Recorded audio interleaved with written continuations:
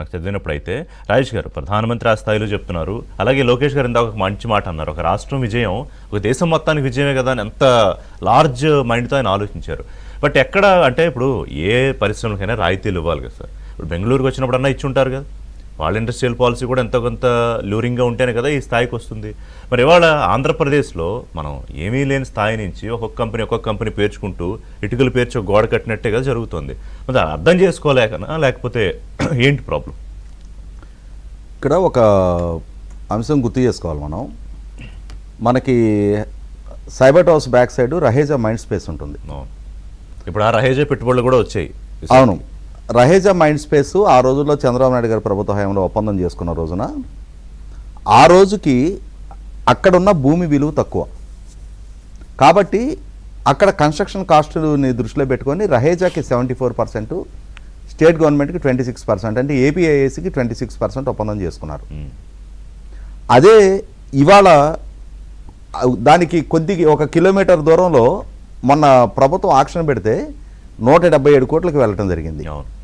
ఇవాళ గనక తెలంగాణ ప్రభుత్వం రహేజా లాంటి ఒక సంస్థ ఒప్పందం చేసుకుంటే ఇప్పుడున్న భూమి విలువను పరిగణలోకి తీసుకొని స్టేక్ డిసైడ్ చేసుకుంటారు.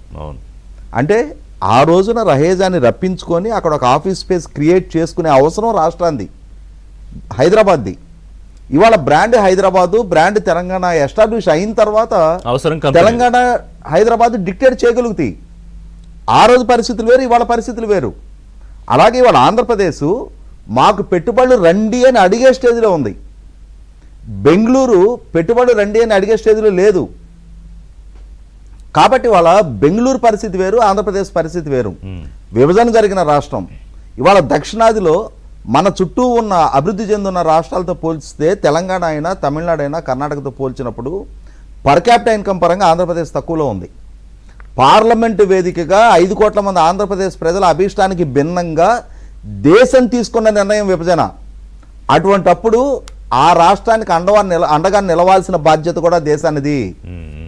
మీరు తీసుకున్న నిర్ణయ పర్యవసానం అక్కడ ప్రజలు గ్రామీణ నేపథ్యం, పారిశ్రామికీకరణ పెద్దగా లేదు, కరెంటు కోతలు, లోటు బడ్జెట్, రాజధాని లేని పరిస్థితిలో రాష్ట్ర ఏర్పాటు జరిగింది. వాళ్ళు ఒక్కొక్క కాలు చే కూడ తీసుకొని వాళ్ళని నిలదొక్కునే ప్రయత్నం చేస్తుంటే దాన్ని చూసి ఏడుస్తారా? అంటే ఇక్కడ ఇంటి దొంగలు ఉన్నారు కాబట్టి వీళ్ళు ఏడుస్తున్నారు కదా అని చెప్పని ఈ ఏడుపుల్లో మీరెందుకు చతకలుపుతా ఉన్నారు?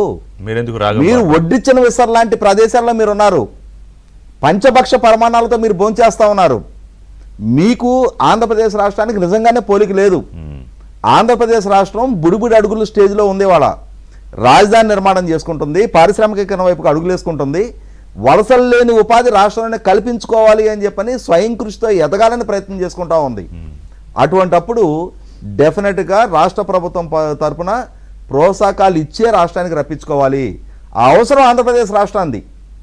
మీరెందుకు ఇచ్చారు అని అంటే అవసరం ఉంది కాబట్టి మీరు ఇచ్చారు. మీరు అప్పుల్లోకి పోతారు, మీరు వీక్ ఎకానమీ అయిపోతారంటే నేను అప్పులు చూసిన కర్ణాటక అప్పులు తక్కువ ఉన్నాయా?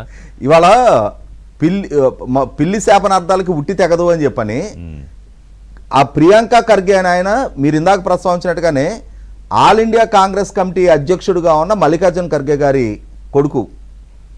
ఇవాళ ఆయన కర్ణాటకకి పరిమితం అయ్యి ఆయన పాలసీస్ని డిఫైన్ చేసుకుంటున్నాడా?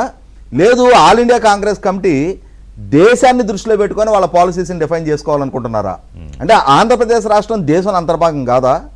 ఆంధ్రప్రదేశ్ రాష్ట్ర యువతకు ఉపాధి దక్కితే అది దేశానికి దక్కినట్టు కాదా? ఇవాళ గూగుల్ భారతదేశంలో పెట్టుబడి పెట్టింది అనుకుంటారా? గూగుల్ కోణం నుంచి చూసినప్పుడు మేము ఇండియాలో ఇన్వెస్ట్ చేశామంటారు.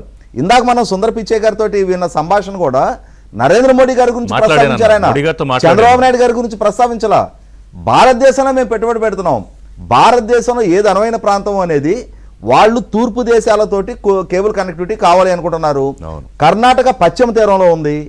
మ్యాంగ్లూరు లాంటి కర్ణాటక రాష్ట్రంలో అక్కడ కనుక ఏర్పాటు చేసిన పక్షంలో గల్ఫ్ కంట్రీస్ లాంటి వాటికి వాళ్ళు కేబుల్ కనెక్ట్ చేసుకోవడానికి వీలొద్దు తప్ప తూర్పు దేశాలకి అది ప్రయోజనకరంగా వాళ్ళకి ఉండదు. సముద్రం కోస్టల్ కావాలి కదా వాళ్ళకి.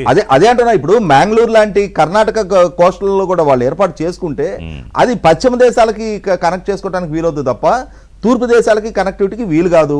వాళ్ళు తూర్పు దేశాలని ప్రయారిటైజ్ చేసుకొని విశాఖపట్నం తూర్పు తీరంలో ఉంది కాబట్టి ఈ రాష్ట్ర ప్రభుత్వం ప్రొయాక్టివ్ గా రెస్పాండ్ అయింది. అంటే వాళ్ళు పొలిటికల్ గా కొట్టుకోవడానికి ఇక్కడ దీని మీద పడ్డం. అదే అంటున్నా. ఇప్పుడు ఇవాళ ఆంధ్రప్రదేశ్ రాష్ట్రానికి జియోగ్రఫికల్ గా విశాఖపట్నానికి ఉన్న అడ్వాంటేజ్ దృష్ట్యా ఆ కంపెనీ చూజ్ చేసుకుంది. కరెక్ట్. పెట్టుబడి పెట్టేవాడు ప్రయారిటైజ్ చేసుకున్నప్పుడు మీకు వచ్చే నొప్పేంటి?